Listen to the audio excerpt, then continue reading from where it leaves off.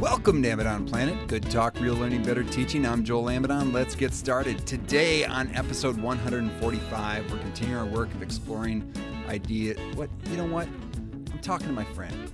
I'm talking to my friend and mentor, Dr. Jeff Wanko, Dean of the College of Education and Health Sciences at Bradley University.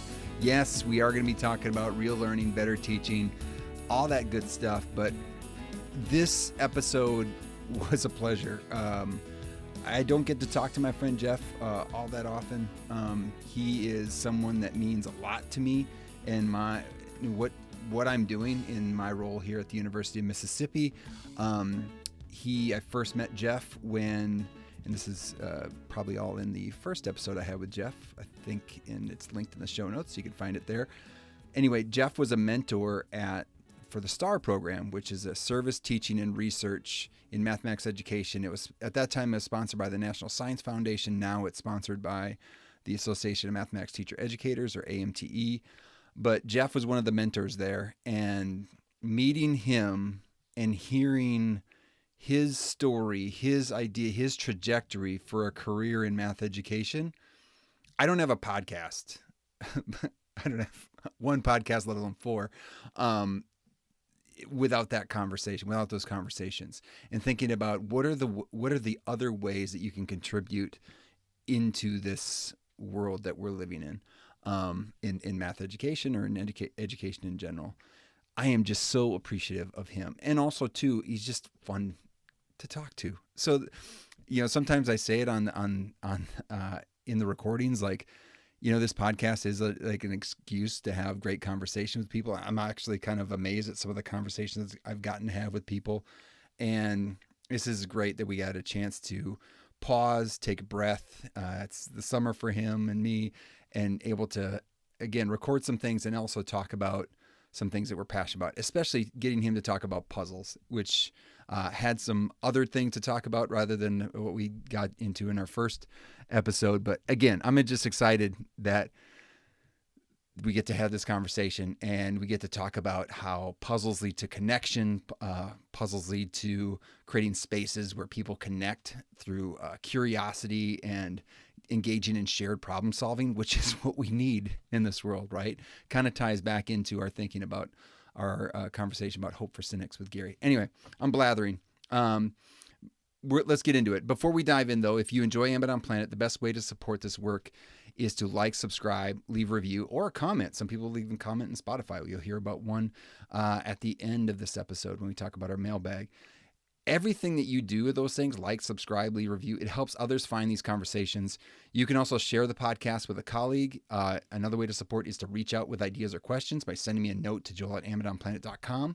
You can also join my email list. Just sent the second issue of the Amidon Planet Dispatch, kind of a rethinking of my email list, brief, but hopefully thoughtful, meant to be a continuing of the conversation, ways to engage. And so there's probing questions. There's kind of highlights of some episodes, like highlighting my episode with Francis Sue on his book, Math for Human Flourishing, which was an amazing conversation.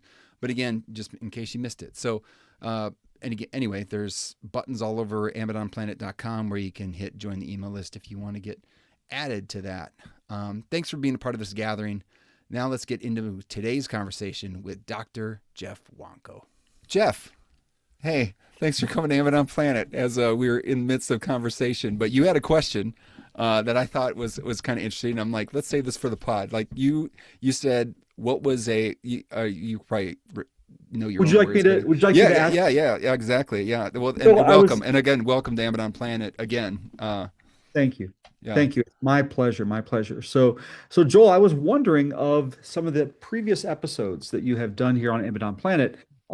Is there an episode that you've gotten a lot of or a good amount of feedback on from other listeners? And people have said like, wow, I listened to this one and here's something that I got from it or something like that. Is there one that comes to your mind right away? Yeah. There's actually three that come to mind. Good. One of them is like, I'll bucket them together because I've done two Cal Newport books that one was Deep Work, and then the other one was Slow Productivity, and I did that one with my sister-in-law. Deep Work I did on my own, but I and it like they're well listened to, but then also too getting some just interesting feedback, like oh, there's some takes and stuff, and it those books in general, and like processing them from a teaching sort of lens is like why I wanted to do the podcast in the first place. Is like listening to Cal Newport or Adam Grant or like any of those sort of guys where it was like okay or Malcolm Gladwell where they have their thesis ideas and then like thinking about what did those ideas mean for me as a teacher, right, or teachers in general. And um and one, Cal Newport I think has some good ideas, especially from a with technology kind of taking over and things. Mm. He's got a lot of like with Deep Work and Slow Productivity. Both of them are like, hey, let's be mindful with how we're doing stuff, but especially around technology. And then so seeing those and then processing those, and then also too like me doing the one Cal Newport book led to my sister-in-law giving me the Slow Productivity, and then we did that one together, and that one again was well received as well, and again, good positive feedback. Some of it from family, obviously, but Excellent. but yeah, like those are the interesting. That's it.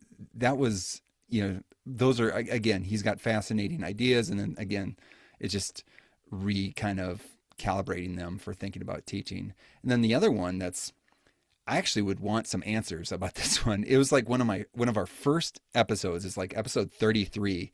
It was called Designing Virtual Field Experiences, and it was with Amanda Maluski, I think Amanda Brown now, but Okay. and my Okay. colleague Joe Sweeney, and we were talking about like uh, approximation of practice vehicles like Lesson Sketch or um, Teach Live, which is Yep. by Yep. Immersion. Like, and we have I was on a Lesson Sketch thing for it through Michigan, and then I was doing Teach Live Immersion. That's here at our institution, which we use it all the time. And just Hmm. thinking about like how do you use those or set them up, and what are the design features and affordances that you think about. And for some reason, like that one is by far the most listened to. I don't know if someone's Oh. assigning it or if people are like Yeah. because it was tied in with an article. Like if people are like just jumped on it that way, is it an accessible way to get access to like the thoughts and stuff? So I joke with my friend Joe Sweeney, who is one of the co-authors, like that he's got some secret sauce that I don't know, like why that's out there. But it's like the practice. It's I think too. It's like the stuff that you can where someone's listening and like thinking like, how do I take this and repackage it for myself? Some of these ideas and like wanting to have a conversation about the book, and maybe they don't have access to somebody else to talk to. So it's like, hey, they get access to these conversations. Yeah, so that helps me to think about a way to kind of introduce a little bit about what I want to talk about today, Yeah, about your notion of repackaging, right? So taking an idea that's a really interesting idea, and maybe the idea might even be very specific for one field or a smaller subset of some sort of academic area, right? And then kind of spinning it out a little bit and putting another kind of a lens to it. yeah. And, and that kind of helps me to think a little bit about one of the things that I wanted to talk about today. Well, before we jump too far into it, You got it. as we're like already maybe 10 minutes in, and I was talking way more than you are, and you're the guest. Like this is silly, but Jeff, could you do just a little self introduction? Where are you now? Like, because we've seen you before in Abaddon Planet. We talked about puzzles. We're going to continue talking about puzzles in all different areas. Mhm, But mhm. can you do a little self introduction here? Yeah. So my name's Jeff Wanko. And I have been in mathematics education for a little while. I Just a started little while, Yeah, I a little started bit. as a middle school math teacher, and I did that for 6 years. Did my graduate work at Michigan State, which was amazing. Got to work with connected mathematics materials and the development of those materials. Did a lot of professional development with teachers around those materials, and that really got me thinking hard about some really, really good mathematics and really neat ideas. Then I got my first full-time position at a university at Miami University, and I did 25 years at Miami University, which is just crazy for me to think about. 25, yeah. Yeah, yeah. And it was 25 fantastic years, just amazing, amazing stuff. And then um, during that year, I was thinking, I'm interested to see what else is out there. I am, as a friend of mine says, I've got fuel in the tank, right? So Yeah. still want to keep going and doing some things. And I kind of felt like I needed to go somewhere else so that I could do some other kinds of things. Yeah. And so I looked at some places, found some positions, did some interviews, got some offers, and I took a position at Bradley University, which is in Peoria, Illinois. And at Bradley, I am the Dean of the College of Education and Health Sciences. So Yeah. a new world for me. I have been an Yeah. associate dean, I've been a department chair, I've been an associate provost, but doing the deaning is a little different. Doing the deaning. That's right. Yeah. Doing the deaning. Yeah, yeah, but it's great. It's kind of like the It's been Dougie, fantastic. but just a little different. Yeah.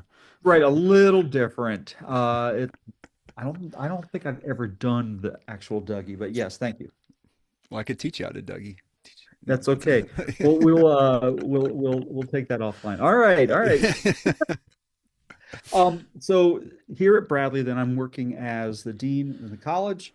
My college is, like I said, it's education and health sciences. So I have a department, teacher education. We have a lot of really, really good work that goes on there, but that is not the largest department that I have in my Yeah. college.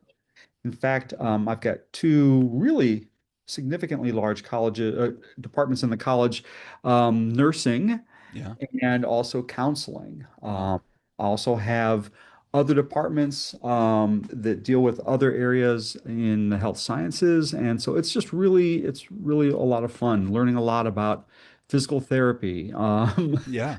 learning a lot about other areas. It's been great. It's been Yeah. great, and we are just now rolling out a search to start a PA program, physician's assistant program here. So that would be a seventh department in this college. Wow. So yeah, Think it's about exciting. all high demand position, Oh right? my I mean, gosh. Oh my gosh, yes. like people will take them as soon as you can produce them. Like, you know. That's what we want, right? Yeah, That's that's right. exactly what Yeah. we want. So Yeah. it's been great. It's been great. I'm really learning lots of new skills and learning a lot of new things. So Well, and I always, like knowing your expertise and knowing the different ways that you have um, shaped me and what I do. And it's always interesting to hear like the journey and the path that you're on. And you're always willing to share some of those things. So I'm appreciative of that. But I also appreciate you and your passion for puzzles mm, and how that has like come about and games. And we don't need to, we will absolutely not rehash the games that were played in Henderson, Nevada. Like we won't got it. talk about. When I beat you I don't the know if that first was time, exactly to. the first time, but then we did have a nice throwdown where you did emerge victorious overall in Yes, yes. Nevada. But I do remember a thrashing that you gave me, and maybe in Boston when we played Connect Four, and Connect Four, yeah. I don't think actually I know how to play Connect Four after that. I felt shaken by that experience. I was like, I could connect three, I could connect two. Two was good, but not four, not four when you were, Oh, oh, you make me laugh. It's yeah. great. So, It's great. but puzzle Please. like the passion for puzzles, like what, like you know not only I guess not only the passion, but when I don't think we touched on this before. When did you get the feeling that you could actually tap into that, not only as like just hey, I like puzzles, versus like no, this is something I could do as someone, as a teacher of mathematics, as something that's like a tool to Hmm. do within Yeah. classrooms, like, and to get the encouragement and to like, yeah, Jeff, go for that. I don't know. Well, I will say this. So I started playing with puzzles as a kid. And when I say puzzles, I'm being very specific Right, about right, not jigsaw. All right. right. So Yeah, yeah, uh, um, I have a lot of respect for people who do jigsaw puzzles. I have friends who are competitive Yep. jigsaw puzzle people, and I think it's great. Um, but I would appreciate if when they talk about their jigsaw puzzles, if they would actually use the word jigsaw. That would be Yeah, great. yeah. Right. But most people, when you hear the word puzzle, people think of jigsaw puzzles, which is fantastic. I think they're good puzzles. They're good jigsaw puzzles, right? Right. When I'm talking about puzzles, I'm thinking largely of pencil and paper, although there are Right. other Yep. variations. But I'm thinking largely of pencil and paper puzzles, and I think I may have helped to distinguish the last time we talked about language independent logic puzzles Yeah. and things that are language dependent puzzles. And I'm really talking about language independent logic puzzles, which is like Sudoku and Yeah. many, many, many others. Versus a crossword or something Exactly, like that. exactly. Yeah. Now, and and you may know that I also really love crossword puzzles. So I think crossword puzzles are great, but they are not logic puzzles and they are not language independent puzzles. They are language and culture dependent Yeah. puzzles. Yeah. And so, like, again, where did the nudge being like, Yeah. not only is this like a passion like that I have, but it's something that like it's like worlds overlapping. Like, no, no, no, Yeah, yeah, you can yeah. use these within your passion also for math education. So to pick it up from there, then when I was in third grade, I just started creating puzzles. I Oh, wow. created word search puzzles and I Uh-huh. created mazes. Those were the things that I Yeah, loved. And I had a third grade teacher who let me do that. I think she didn't know what else to do with me sometimes. yeah. Uh, so I would make them and then I would give them to the class to do. It Oh, was nice. like, everybody find your name in this puzzle, right? I would Mm. take the class list and put them in a word search puzzle. And it was just fun for me to try to figure out how to do that. Yeah, yeah. Um, and then when I was in middle school or so, um, I had I have four sisters. My oldest sister was working in a small town drugstore in our little town of Seville, Ohio. This is my sister Cindy, and she got me a subscription to Games Magazine. And at the time, it was Games Magazine. And I know I'm showing Joel something on the Yeah, screen. I yeah. know other people aren't seeing this, but I'm just showing it to Joel. So this is Games Magazine. It's a U.S. puzzle magazine. It's the premier U.S. puzzle magazine, right? You've Yeah. got you've got your Dell puzzle you can find in any store, Yeah, but yeah. Games Magazine was fantastic. And Will Shortz, who's a name that people Oh, know yes, yes. from New York Times Yep. now, he Mm-hmm. was the original editor of Games Magazine. They started publishing, I think it was in 78, and I started with an early subscription, and I have had I can't say it's been 100% of the issues, but it's well over 95 to 96% of the Wow. issues of Games Magazine. They started coming out with a couple of other magazines. There was World of Puzzles. So Yep. games is all about games and puzzles. Then there was World of Puzzles. It was all just about, paper pencil puzzles. Then they did a third magazine that was just all crossword puzzles. Those other two have folded. They've taken the World of Puzzles and folded it into Games magazine. So Mm. now it's Games World of Puzzles, and it's just tons of just Yeah, puzzles. yeah. Then also some feature stories about some games and things. Like I was I was always the guy that knew like what's the newest board game that was out there. And because I would read the December issue as soon as it hit my mailbox of Games Magazine, which would review the games of the year and was like, this is the best game of the year. And I'm like, I'm buying it. Yeah, So yeah. I would get new games and introduce them to my friends. Nice. So then I was a middle school teacher, as I mentioned, and so I had this passion myself. I continued to get these puzzle magazines and things, and so then I would try to use them in my classroom. And I quickly learned that just because I had a passion for puzzles, that didn't mean that my students all had Yeah, yeah, a yeah. passion for puzzles, but enough did. All right, so I was actually given a class of gifted students that the principal was like, I don't know what to do with our gifted classes. So Oh, yeah, I'm yeah. like, well, then let me try some things. And That's so right. I did a lot of puzzles with them, but even all of my classes, I started to do some puzzles with, and I learned very quickly what kinds of puzzles worked, what kinds of puzzles did not with most students. And then when I was working with connected math, I learned about um, there were some problems that connected math did that were kind of puzzle based. And I was like, oh, well, this is kind of cool. Maybe I can start to integrate this a little bit more.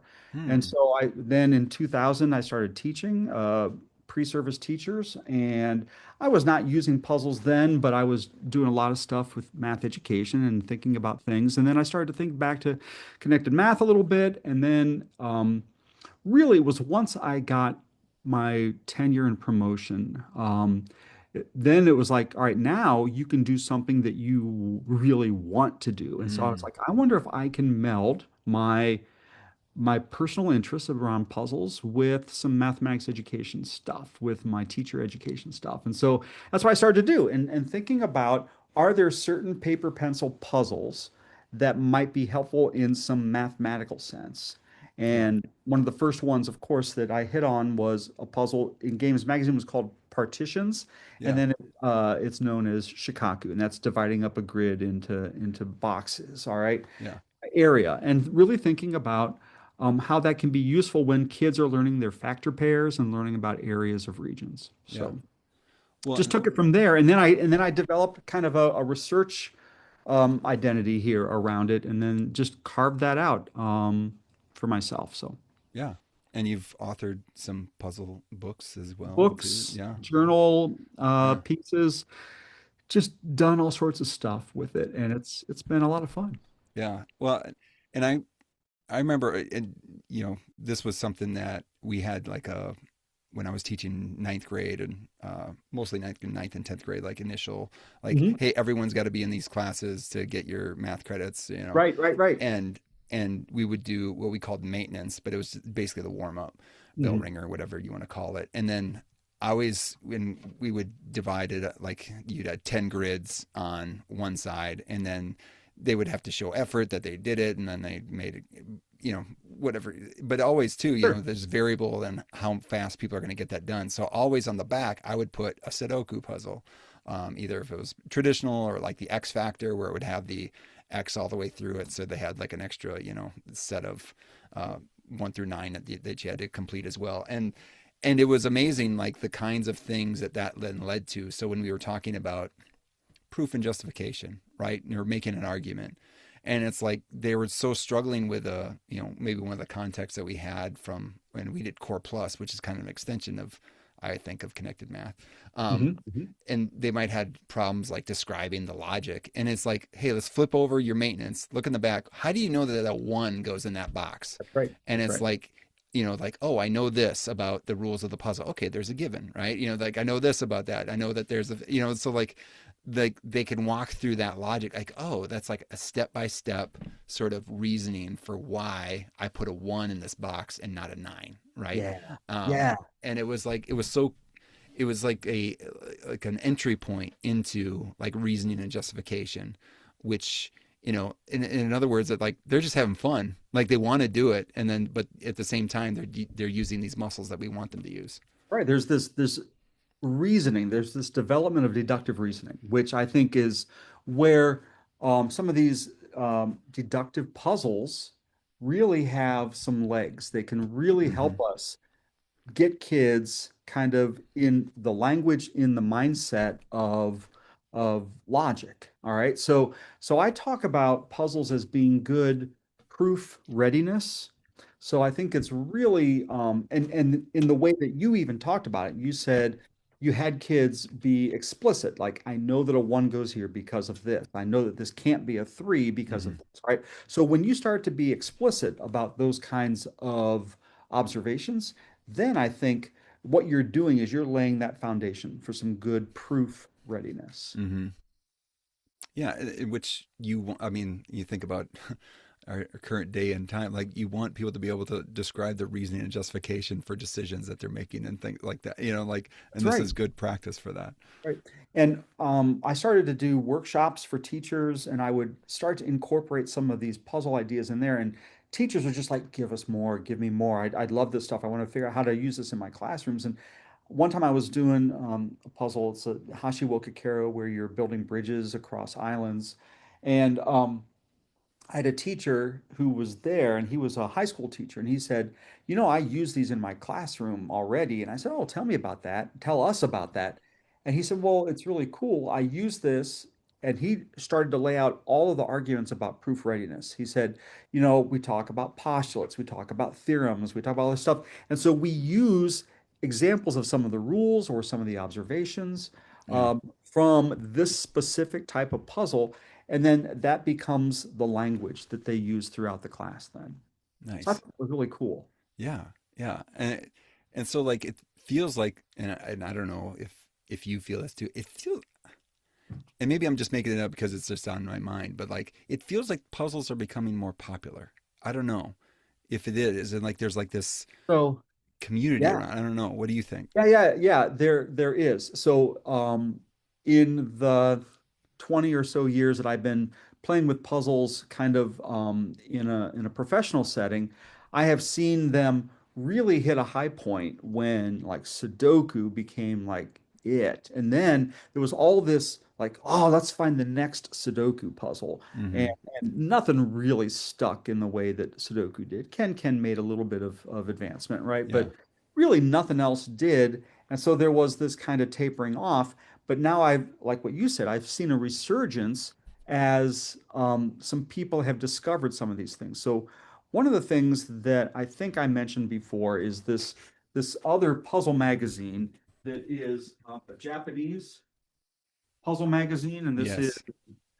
this is the Nikoli Puzzle Magazine from Japan, and this is the one that really has so much rich, really rich puzzle stuff in it. In fact, Games Magazine often will have a feature about Japanese puzzles, and then it'll always be something from Games Magazine. I'm like, yeah, or not Games Magazine, but from Nikoli Magazine. I'm like, yeah, I've seen that already, right? So, Yeah. but it really has a lot of new ideas and the ways that they incorporate some of these things. And so, but what I've started to see more is certain um, websites or apps that are applying more and more puzzles. So puzzles have always been part of games. If you think about video games, Right. they often have puzzles that you have to solve to get to the next level, and those could be logic puzzles. They sometimes are word puzzles. Sometimes they are manipulation puzzles. You got to slide enough things Yeah. to get this out. You know, Mm-hmm. all that kind of Yeah. stuff. Really good stuff, all of it. Um, but more and more, we're starting to see in two places in particular, but lots of other places are doing this now too. The New York Times was the Yeah. first one that really, because they had the crossword puzzles, and then they started to add other things in there.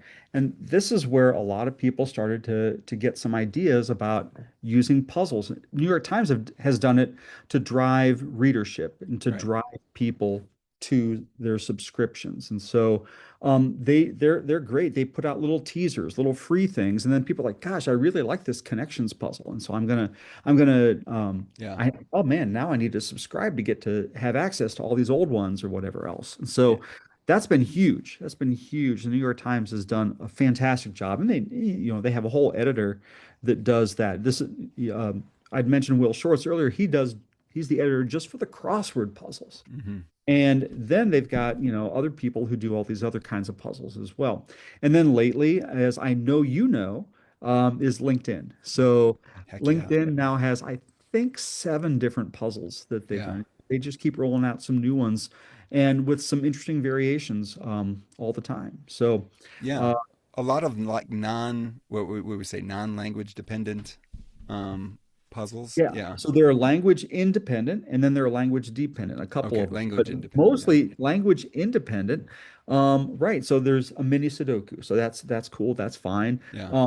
That is authored by Thomas Snyder, who is an interesting person in the world of puzzles.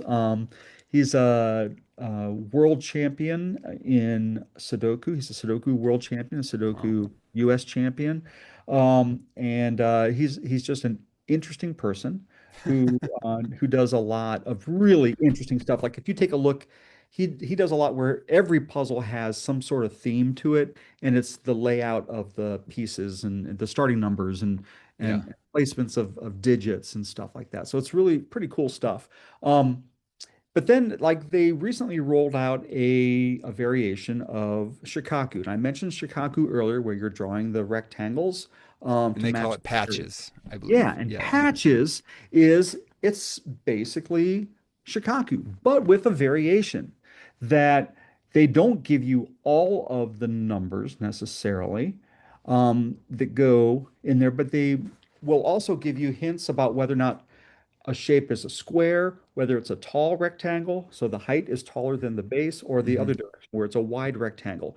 And I had seen that other places. I'd already seen people doing some of those Yeah. kinds of things. Where you're filling a grid and they basically giving you hints on what, yeah, Yeah, they're what giving it different really kinds of is. Yeah. hints. And so that's been a new one on there, but they've got a lot of other good ones in there too. So Yeah. I, yeah, yeah, yeah. so in we talk about this idea of creating community where we might not talk, but I can see like, oh, I did solve this like 30 seconds shorter than what, or the 30 seconds faster, sorry, or longer Either than way, what Jeff either than what way. Jeff did. No, Like, no, hey, no, Joel, don't yeah, sell yourself short here. yeah, So, all right, I didn't plan on this, but I'm opening up my LinkedIn app and I'm just going to take a look at this morning's puzzles. So just to kind of see kind of where we were. So in the patches puzzle for today, you can check on your um your leaderboard. You can see where yeah, people yeah, know, right? And how well they've done. And Joel, so on patches, 5 second difference between your time and my time. yeah. It's awesome. It's Sometimes awesome. I see what you're doing and I'm like, he's on fast forward. I don't know what's going on here. And then there are times I'm like, why did I even bother today? Trust me, no. So what I want to say about puzzles is yes, there is a speed element that some people find really, really fun. Okay, by the way, there's a 2 second difference on our zip puzzle for today. Oh So yeah, there we go. don't Yeah, even don't I was pretty so happy with my don't sell zip yourself today. short. But I want to say that speed is not what it's all about. True. Um, Yes. Yeah, you're It right. is really about the logic, the thinking. There are people, and of course, when you talk about like the world champion Sudoku stuff, it's Yeah. that's all about speed. And it's the same thing when they do crossword puzzle solving, right? It's whoever does it the fastest. Yeah. That's what it's all about. However, um, I think there's a lot more to be gained just from thinking about the process and the rules and things. So yeah. Well, I like So too because there's another one called Tango where it's like you're filling up an entire grid with love it. what suns and moons, and it's like you can't have more than two in a row, and there's got to be three of each shape in every row and column, and Mm. then some of the logic and like now that I've played it so much, I've got some of the logic like, oh, if there's one of each on the extremes, then I know right in between them it'll be the opposite symbol, and That's then there'll right. be two. And it's like these moves that I didn't have at the beginning, but now that I've played it, so it's like there's these like blocks of moves that I'm thinking about with puzzles, and I'm like, it feels like that Mhm. is like, you know, getting exposed to the logic, and it's almost. I don't know, almost feels it's like computer programming where you had like Java where it was like, oh, now I Exactly. have a something to execute that's a bigger block than just saying, hey, do every individual step. No, no, I've got this bigger step that can now be executed. Sure. So I love like you're talking about like for the speed stuff, you get to this automaton kind of step, right? We're like, Mm-hmm. okay, whenever I see this, I gotta go click, click, Yeah. click. I gotta do this kind of thing. Yeah. And that's cool for time, right? But man, when Nikoli, when this Japanese puzzle magazine, they had an older website that they've taken down. They've kind of restarted and have a newer website. But man, on their older one, they had some of the most fascinating puzzles where you, if you did all of those automatic steps, fantastic. But you would get to a point where there was no more automatic step, Mm. right? And you had to think. And I was just blown away by where there was another move that was done in this one specific kind of situation that the puzzle designer figured out how to set up the puzzle so that would happen. And then it happened this one time, right? I Yeah. just think that's fascinating. I Yeah. love it. I love that stuff. Well, it's cool. I mean, and going back to the community side of it, other than the time, but just seeing like, hey, no matter what, like I'm seeing like there's these same names that I'm seeing that work, Aaron Weinberg, I think he's at Ithaca College. He went to Love it. Wisconsin, but I'm connected with him on LinkedIn, and I see that he's done his puzzle before me, and hey, there's this connection. He probably doesn't know because he did it before, and like I'm after, and so, but eventually Right, I'm going to see him at a right. conference. We're like, hey, we're doing the puzzles. Or I had got his book right back there. Francis Sue was connected with him on Oh LinkedIn. yeah. Hadn't really talked to him too much, but after I read the book, I invited him to come on the podcast, which he graciously did. But he's like, hey, yeah, I see you're on LinkedIn all the time doing the puzzles, and it was funny because he mentioned like, "Hey, my zip is sometimes done by my young child," and so like he's like, Love it. I yeah, at the love time, it. I'm like, "Hey, I'm just trying to complete it, man." So it's but it's I that think that's community wonderful. that's created through that. There's something there. I agree. I agree. And so that's one of the places where we've seen puzzles and the New York Times really they really capture that. They really try to build community around their puzzles where they have other supporting sites for their Hmm. puzzles.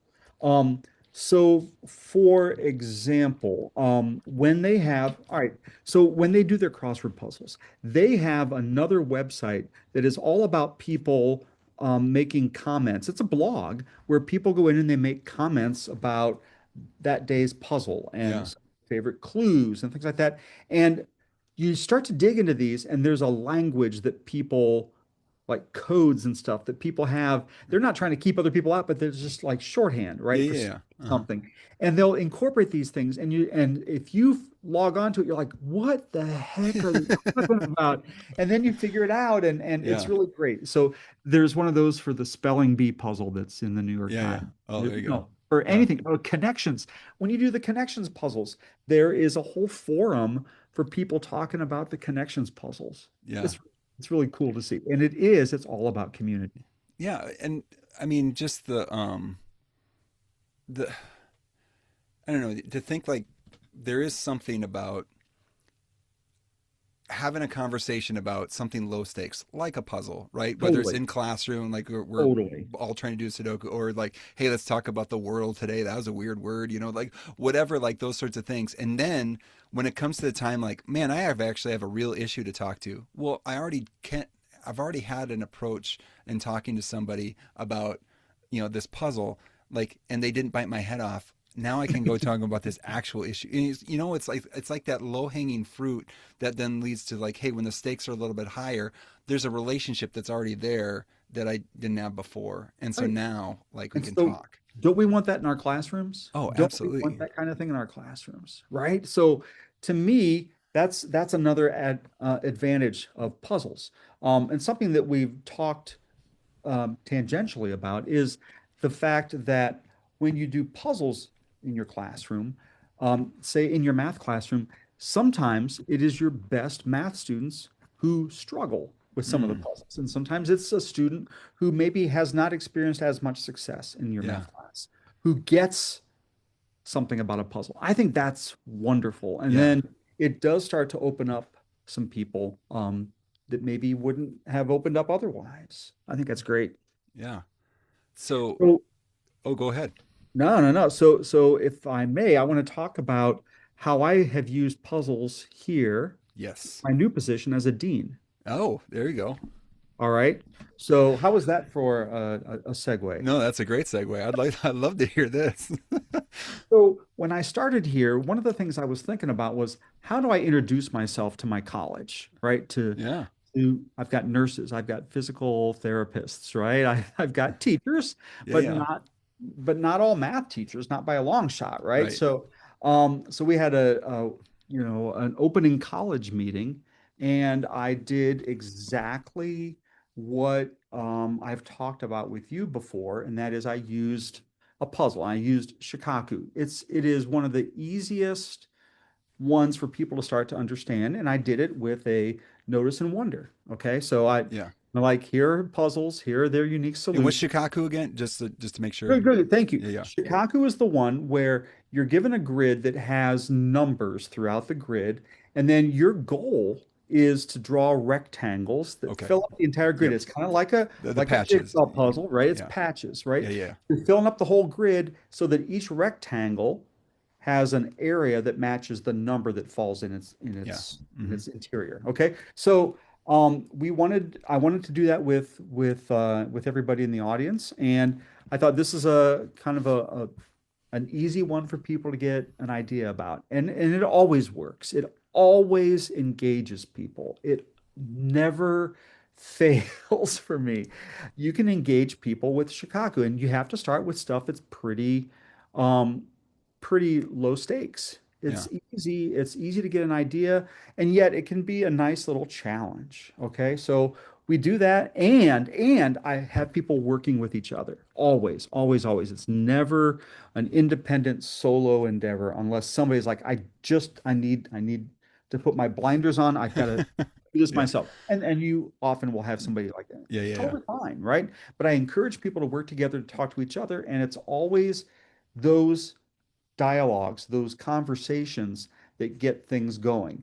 And then I work myself around the room. And so when people talk to me afterwards, they're like, I'm used to the dean maybe standing up front and lecturing at us and Yeah. talking Yeah. about this initiative and whatever else. Here's And my well, vision for everything. yeah, yeah, yeah. Yeah. And I can do that. That's Yeah. fine. But I would rather start with something that is engaging, something that activates people's minds, gives people a reason for talking to each other. Hmm. And there's so much more to that.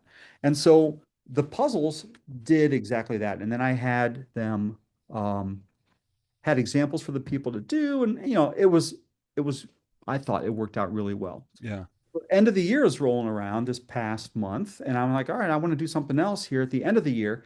And I don't want to do another puzzle thing, but I did want to do another puzzle thing. So I adapted connections puzzles. So connections from the New York Times. And Yeah. so just for other people who might be listening, connection grid of 16 words or phrases.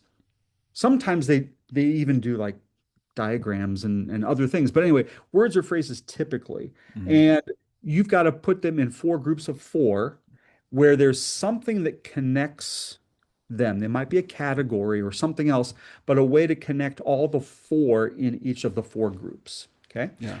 That's a typical connections puzzle. So I thought, how could I do this in the room like this? So what I did is I went back and I found five different examples of the connections puzzles.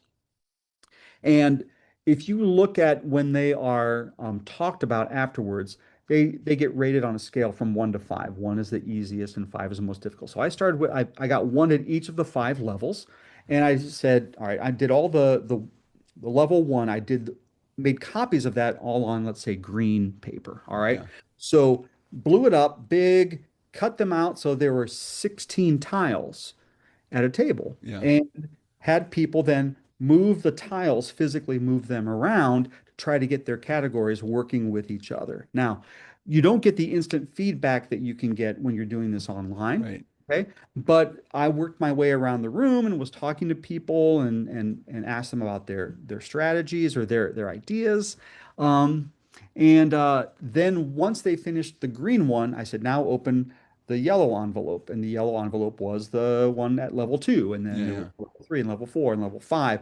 And I didn't care how many any group or table got done, right? This was Right. just a way for them to begin talking to each other and a way for them to begin to make some and some connections with each other. Yeah. Um, so one of my goals here was just to get people talking and get people active and to get people sharing ideas. And that worked great. I had people who don't normally talk to each other. They're from different departments, Yeah. perhaps, or even across a department. And again, you can get people who shine, who maybe don't talk out much, Yeah. when they're doing other activities. And then afterwards, I kind of spun this back out to say, all right, how was this helpful? What are some things? Why do you think I did this, what were the benefits of doing this kind of an activity? And I thought it went really well. It had some good conversations. We got to, once I was showing some of the answers Hmm. afterwards, it sparked some really lively discussions like, wait, how are those together? What did you guys think about that? But it was a real informal way to spend the first 15 minutes of the meeting, where we were talking and then engaging with each other. Yeah. And part of the reason I wanted to do that was when I started here at Bradley, there were some conversations about what are some things that that people have concerns about, whether it is fairness, okay, whether it is about accessibility to administration, Hmm. things like that. And so I had identified certain ones that I wanted to try to kind of make some inroads on. And so I tried to highlight some of those things and make those part of these activities as well. So, Yeah. Well, I think it's an amazing message that you're sending through the activity of, like you said at the beginning activity, like again, you could have just sat up there like, hey, I've got my 5 points of light speech that I'm going to give, whatever it is, and but versus like, no, no, no, we're gonna get active right away. We're gonna get you talking. I'm gonna challenge you in and allow maybe somebody to use some creative gifts that you maybe don't normally get to shine. Like all those messages that you're sending by doing that in a low stakes arena, but it's like those messages are still there, right? And what an amazing way to kick off, which I mean also could be very intimidating. I mean like versus like just giving the speech and like, hey, do people even care? Like to right. now all of a sudden you can go around, you're interacting, you're probably joking a little bit, like, hey, oh, yeah, that's a little bit of oh, nice work there, Yeah, yeah, like yeah. all that's Absolutely. great stuff. Absolutely. And it was just a lot of fun. Like, I could see the table of physical therapy faculty versus the table of nursing faculty. Yeah, Hey, man, these nurses, they got this going on or whatever, so yeah, um but it really makes for, I think, an environment um where people are willing to be um open to new ideas, to asking questions in a non-confrontational way. I think I'm just trying to set that tone, and my college did a great job. Everybody was on board and willing to give it a try. And 15, 20 minutes, all right? Just hang with me. And then I promise we'll get to the, if you want me to give a PowerPoint, all right, I'll do that in a little bit. But first, we're going to do yeah, this activity. And then I would try to make some connections to the things. It was fun. It was fun to do. And then throughout the year, in some of my executive meetings with all the department chairs and people in the dean's office here, I would have some other puzzles and things that I would use. And not every time, but always something different. And I would always say, so what was the benefit of that? What kind of strategies did you use? Or why do you think I incorporated that specific one into today's conversation? So yeah. Well, and I asked this question in an email, like advice for teachers wanting to incorporate puzzle. I mean, like this example here of like, hey, let's do one together at the beginning of the year to kind of set the tone versus like, let's take out the syllabus. Like yeah.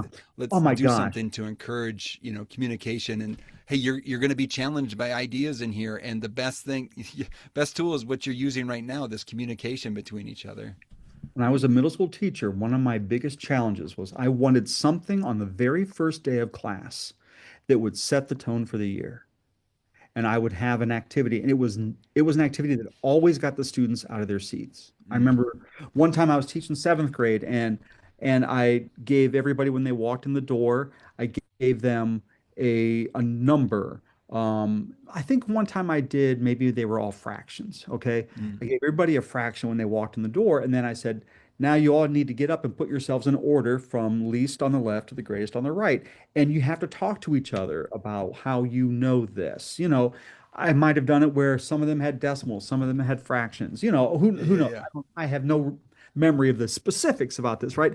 But I would spend time throughout the summer thinking like, what's an activity I could do on the first day that let them know I want I want our class to be engaged. Our classroom is going to be not just sit and get, all right? It's going to Right. be something where everybody's talking to each other. It is one where knowledge is developed across the room. Not, it doesn't just come from the teacher or just from the textbook. It comes from everything that we do. Yeah. And it's a class that I wanted the students to look forward to. Yeah. Okay. So yeah, that Yeah, was this part is of a what I little wanted to different, right? do. Yeah, and I used to one of the things I used to do, and I don't know when the last time I did this was they would kids are coming in and be like get in order alphabetically without talking. Oh yeah, yeah, yeah, Yeah. yeah. And that was, again, and because also too, what I wanted them to do is be in alphabetical because that's where I start them You up needed in their right. base groups. But it was interesting because you'd always, and then we talk about it like, what did you notice? Hey, there's the someone that people didn't know. Like you could see it without being pointed out. Like, oh, this person, might not have been as familiar with the other versus like other people they're pointing at each other like, oh, you're there, you're there, because they already knew what their last names were, Yeah, yeah. and then trying to figure out where the rest of the folks go, and then also too to see the problem solvers. Like some of them started taking out an ID card of some sort, and like, oh, like okay, then everyone started doing okay, or there's a Like it. leader there, right? Like trying to come up with some different solutions there. So Yeah, so you can start to identify leaders, right? And that's yeah, another yeah. you start to see people with strategies and ways to pull people together. That's cool. So Yeah, so I've been using puzzles in more and more in those kinds of ways, different ways to kind of set a tone to get conversations going.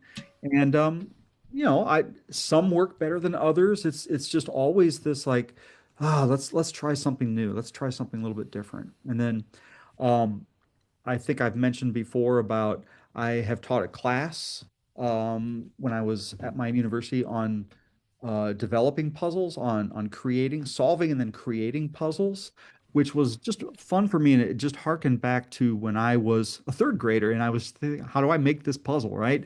yeah, And so really trying to be uh, more diligent and more careful about how we think about how puzzles are designed and setting those puzzles. I think it's just absolutely fascinating. And so creating a class where we did that and we had those conversations was just tons of fun and just lots and lots of new perspectives. And you talked about some of the people that you can connect with now, say on LinkedIn, you see some of their puzzle results. I have some of my former students who I from that class who I will see on yeah. There you LinkedIn, on go. my LinkedIn and see how they're doing. I'm like, that's great. They're beating me. That's fantastic. I love it. Well, and I want to honor your time, but I just curious, like if you did have somebody that would like, okay, I do want to get started with this, and you gave an example of what how you used it to start your faculty Yeah, meetings, yeah.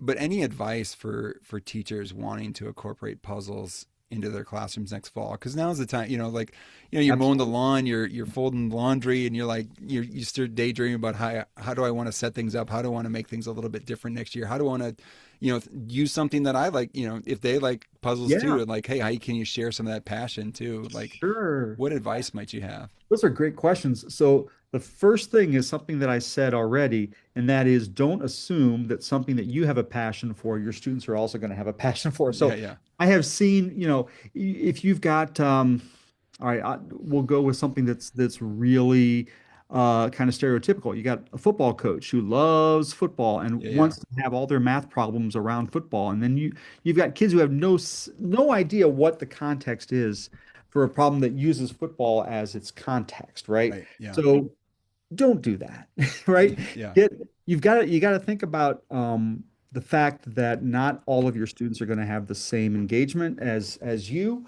So that's the first thing I would do. So like with puzzles, if puzzles is something that you want to do something with, think about what is it about the puzzle that you want to engage your students with. Mm-hmm. And for me, it's a lot of I've talked about this, notice and wonder. What do you notice? Can you figure out the rules and do this?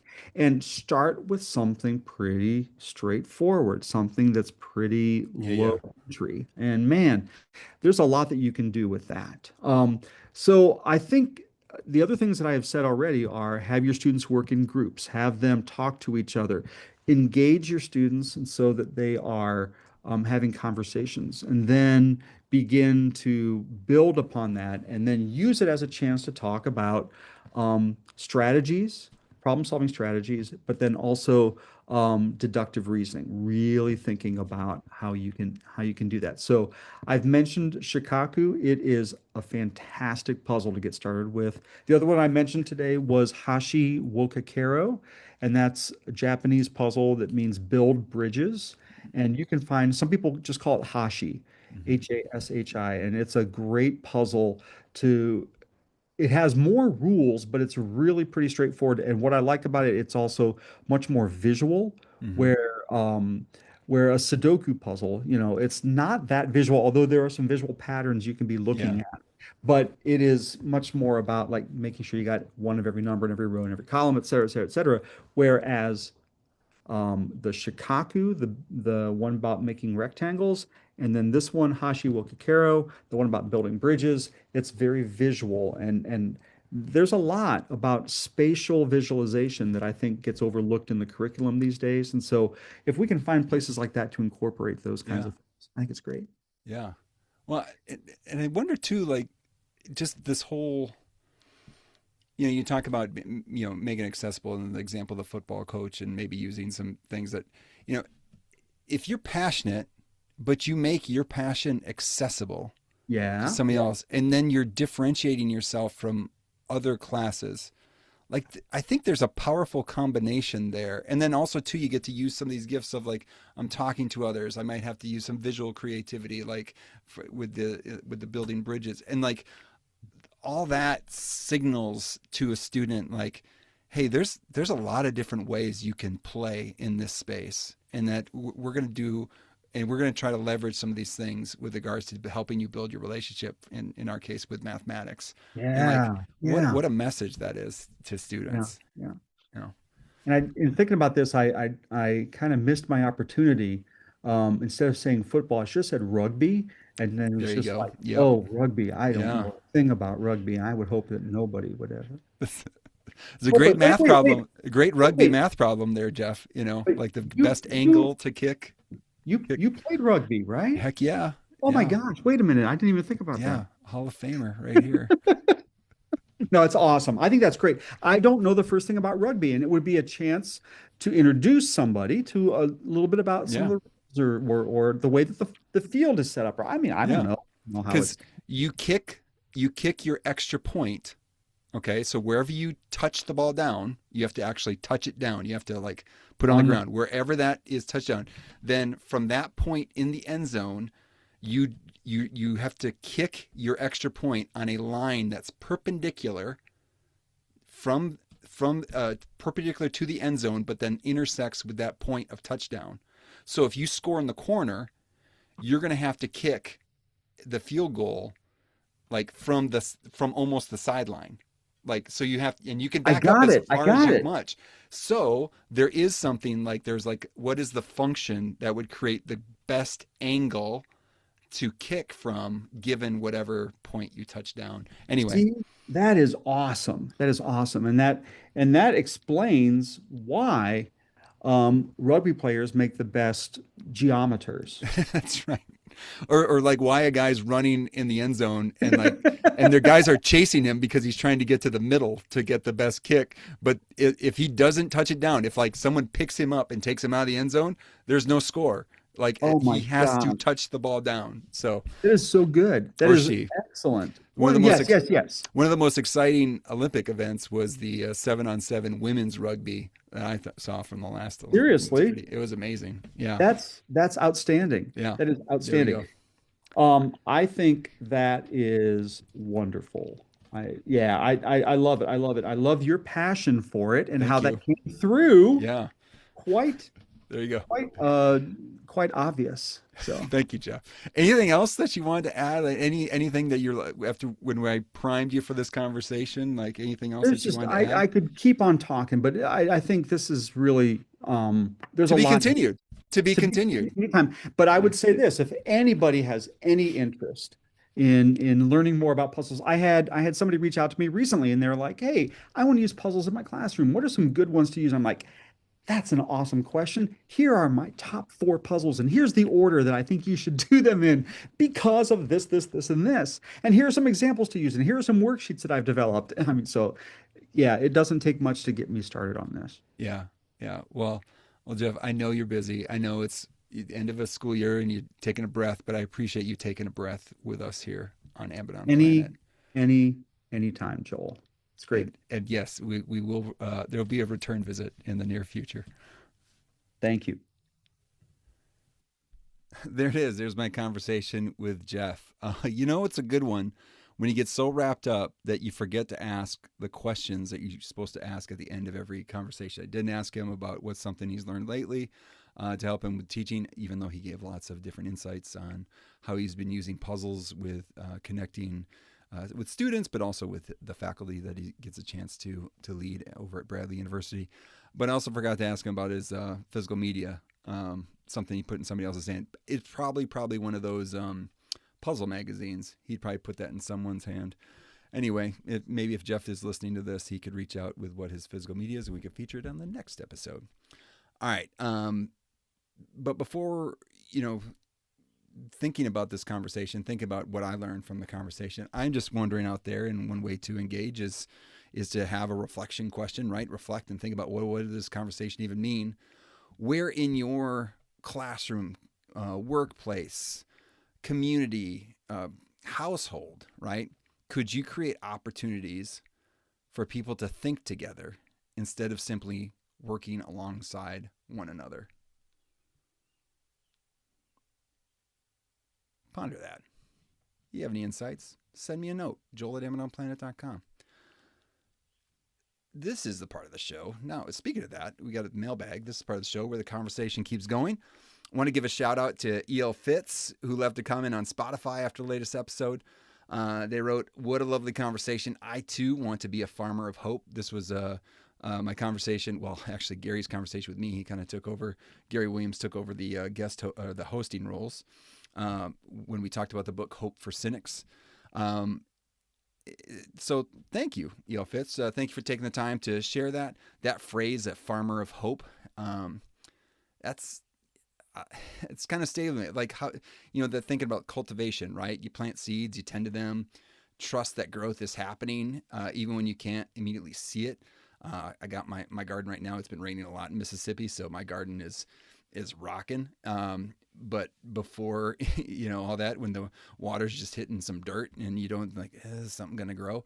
And now you see the fruits, literally the fruits happening. I already got some tomatoes. So in many ways, teaching feels the same. So we invest in people, relationships, possibilities, often without knowing exactly when or how those efforts will bear fruit. So I'm grateful that idea resonated. And I'm grateful to everyone who continues these conversations by sharing their reflections, questions, and stories. Again, if you have something for the mailbag, leave a comment in Spotify that tells me that they're out there. But then also, too, you can send a note to joel@amazonplanet.com.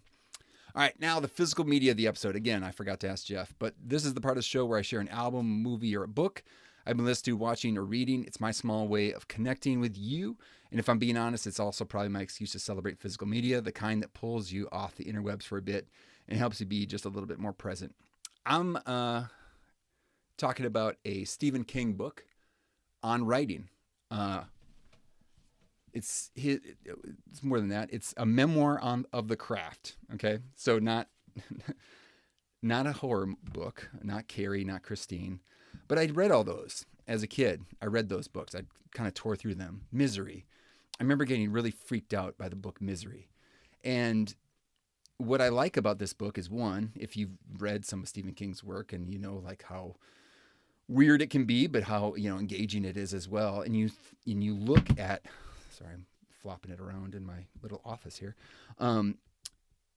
But you get engaged. I mean, he's a really good writer. He's just very engaging.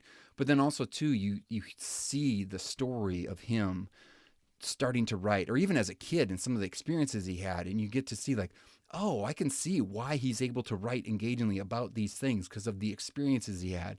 I mean, the just even the job he had, cleaning linens, which you wouldn't think would be that bad of a job, but when linens are coming from restaurants and hospitals, and there's stuff that's folded into those linens that leads to bugs and yuck. I mean, just some gross stuff. And like, okay, I can see how some of these images that he put into his writing exists, or where they come from, or where they germinated, right?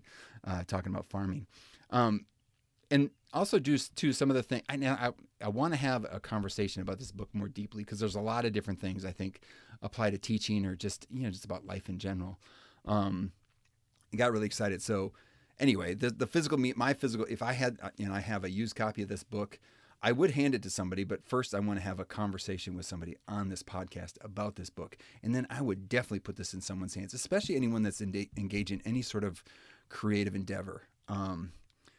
And I think we all want to engage in a creative endeavor, and just seeing what he went through, what the different experiences he had. I mean, even too, in the midst of writing this book, he got in that horrible accident where he got hit by a car, and he goes through the details of that. And again, just an amazing book. It's a quick read, but also too, I think there's some good life lessons, and also too, if you're just looking to be better at writing, there's some good stuff in there as well. Anyway, I don't want to turn this into another episode, but it will be an episode in the future. I cannot wait to talk about it. So, that's going to be it for today's conversation.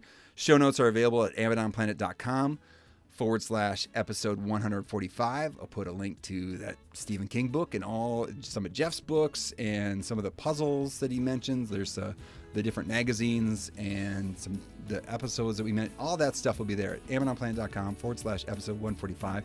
Thank you so much to Jeff for sharing his time and expertise. Thanks to Matt Mifflin for the music in this episode. If you enjoyed this episode, please subscribe, leave a review, or share it with a colleague. It really helps more folks find these conversations. You can also reach out with ideas, questions, or opportunities by sending me a note to joel@amazonplanet.com, or join the email list to stay connected, get that Amazon Planet dispatch, and keep the conversation going. Thanks again for spending time on Amazon Planet. Good talk, real learning, better teaching.